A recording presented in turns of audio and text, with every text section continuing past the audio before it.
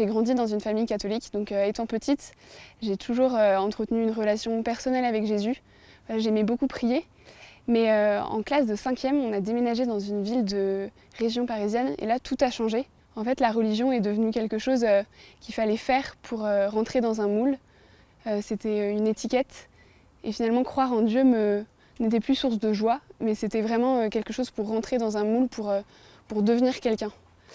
Et puis en parallèle de ça, en fait, j'ai commencé à ressentir un profond malaise qui grandissait de plus en plus. Et je voyais bien qu'en fait, j'essayais de jouer le rôle de quelqu'un que je n'étais pas. Et ce malaise, il s'est vraiment accentué. Ce qui fait qu'en classe de première, j'ai commencé à faire des grosses crises d'angoisse. Mais j'étais vraiment dans une profonde solitude parce que je le cachais à mes parents. Parce que j'estimais que encore ça rentrait pas dans la case de ce qu'il fallait faire. Mais finalement, au moment des vacances de Noël, c'est devenu trop dur. Donc j'en ai parlé à mes parents. J'ai commencé à consulter, j'ai reçu des ordonnances de médicaments.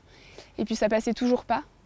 Donc au mois d'avril, j'ai dû être hospitalisée en hôpital psychiatrique parce que les crises avaient vraiment augmenté et étaient incontrôlables. Et en fait, cette hospitalisation, ça a été un grand choc parce que ça a été comme si cette bulle dans laquelle je m'étais enfermée, cette bulle catho, elle a complètement explosé. Et je me suis retrouvée confrontée à des jeunes tellement différents de moi et qui ne croyaient pas du tout en Dieu, avec des anorexiques, avec des jeunes qui avaient beaucoup d'addictions. C'était vraiment un monde différent. Mais en fait, ça a été un profond moment de conversion parce que pendant une consultation, le médecin m'a provoqué une crise d'angoisse. Donc au début, j'étais assez stressée.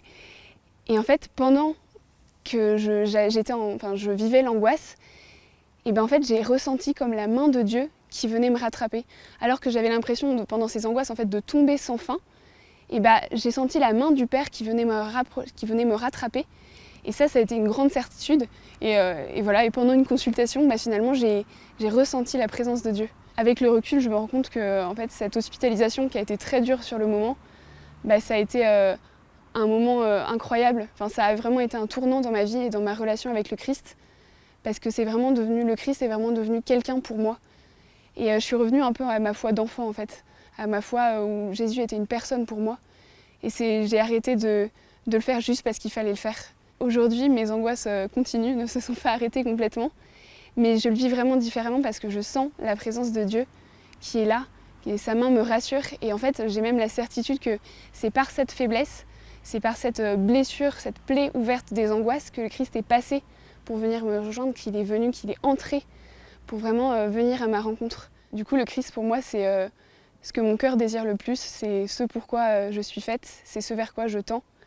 Et je me rends compte que c'est à la fois le chemin et à la fois le but de toute ma vie.